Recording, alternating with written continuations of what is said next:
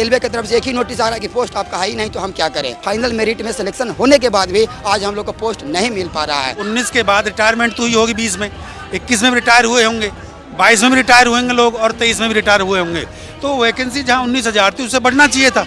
उस वैकेंसी को बढ़ने की जगह सरकार ने क्या कर दिया, रेलवे मंत्रालय ने घटा दिया। अगर एग्जाम के पहले तक सारी प्रोसेस होती है वहाँ तक पॉसिबिलिटी है सर। कहीं ऐसा रूल नहीं है कि आप एग्जाम होने के बाद वैकेंसी को रिवाइज कर सकते हैं। पोस्ट नहीं थी तो हमारा एग्जाम लेने की क्या जरूरत थी। हमारे 5 साल बर्बाद हुए। किराए के लिए भी सर हमने चंदा करके आए हैं सर। नमस्कार, अनकट में आपका स्वागत है। मैं हूं रविकांत। आज आपको रेलवे के जो अभ्यर्थी हैं उनकी समस्याओं से रूबरू करा रहा हूं। यहां दिल्ली के जंतर मंतर पर तमाम वो अभ्यर्थी हैं जो रेलवे में 2019 की ग्रुप डी की परीक्षा में शामिल हुए लेवल 1 के लिए। यहां पर बैनर पोस्टर के साथ इकट्ठा हैं। यहां बहुत सारी जो समस्याएं हैं वो अपनी लेकर के आए हैं। ख़ास तौर से अपनी परीक्षा देने के बाद उनकी जो समस्याएं हैं वो ये कह रहे हैं। यहाँ हम उनकी समस्या समझ रहे हैं। कम जगहों पर इनको जगह मिलती है, इनकी बात नहीं उठाई जाती है, जिसके कारण ये और भी परेशान रहते हैं। अपनी बात रेल मंत्री तक पहुँचाना चाहते हैं। क्या आप लोगों की समस्या है, विस्तार से बताइए। आपने भी एग्जाम दिया था? जी, हमने भी एग्जाम दिया था। रेलवे ने सर 2019 में ग्रुप डी जो लेवल 7 का पोस्ट है उसमें 1 लाख पद पर सीट वैकेंसी निकाली थी।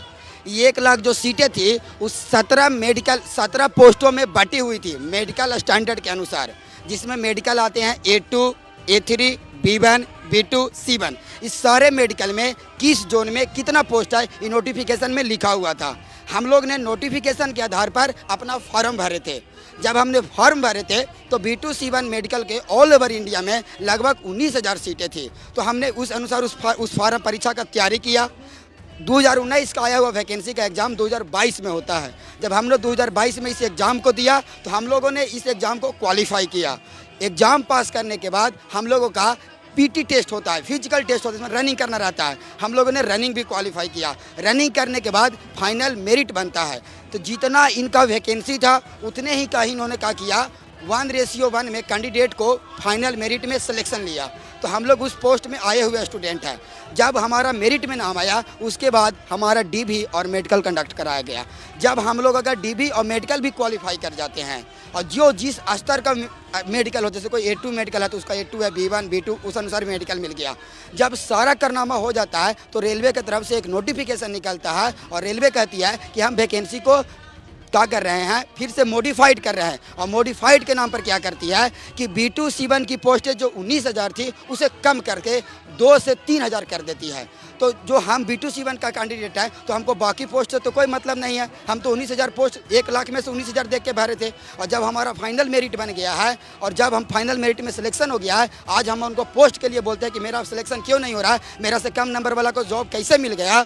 तब उन्होंने कहा कहता है कि आपके पोस्ट आपका समाप्त हो गया है। तो हमने पूछा कैसे, तो बोला कि पोस्ट तो कम हो गई है। तो पोस्ट कम होने की वजह से हमको सिलेक्शन नहीं मिल पाया। इसका एक और वजह है कि जो B2 मेडिकल कैटेगरी का पोस्ट था, B2, C1 का पोस्ट, वो A2, A3, B1 जो अपर मेडिकल वाले हैं उन लोगों को भी पोस्ट दिया गया।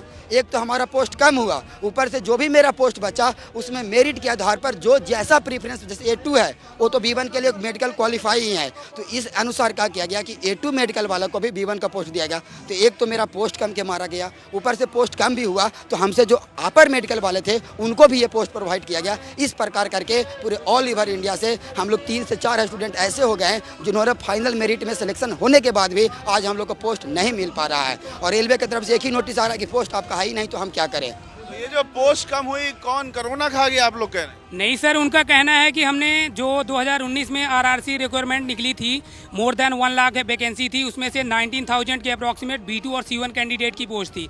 तो उनका कहना था नोटिफिकेशन जब जिस टाइम पे निकाले थे उसी टाइम पे उन्हें मेंशन कर दिया था कि वैकेंसी हम समय अनुसार रिवाइज कर सकते हैं।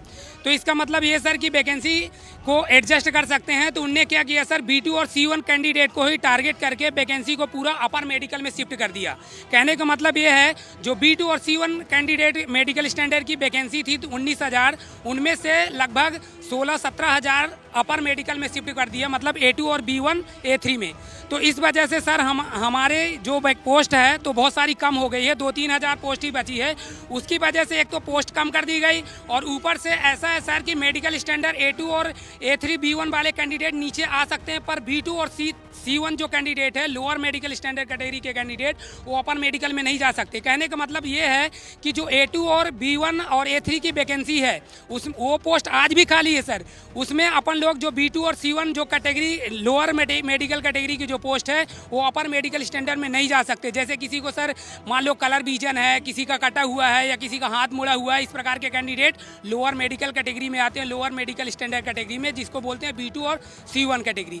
क्योंकि सर इनने क्या किया है कि जो 19,000 वैकेंसी थी तो 16 से 17,000 मैंने जैसे कि बताया कि A2 A3 B1 में इनने पोस्ट को शिफ्ट कर दिया है। उसकी वजह से क्या हुआ सर कि जो B2 और C1 कैटेगरी के स्टूडेंट थे तो उनकी पोस्टें कम हो गई। कम होने की वजह से सर हमारे जो कैंडिडेट थे पहले यही मेडिकल स्टैंडर्ड कैटेगरी देखते हुए पोस्ट भरे थे कि यहाँ पे इतनी ज़्यादा है, तो सर मोर देन 19,000 थी B2 और C1 कैटेगरी की स्टैंडर्ड कैटेगरी के पोस्ट।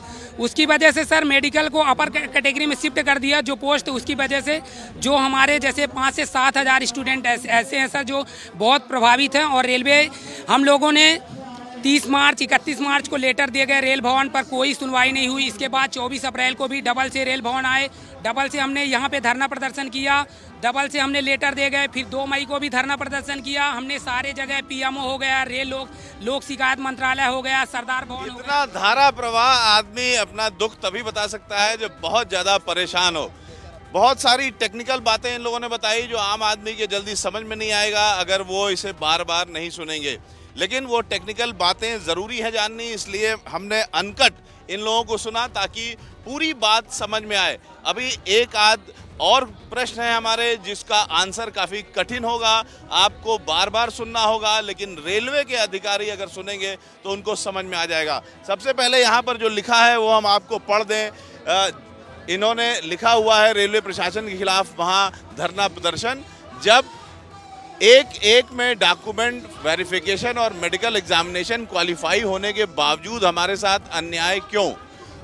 2019 में वैकेंसी थी तो अब 2023 में आने तक वैकेंसी को कोरोना खा गया या रेलवे प्रशासन निगल गया?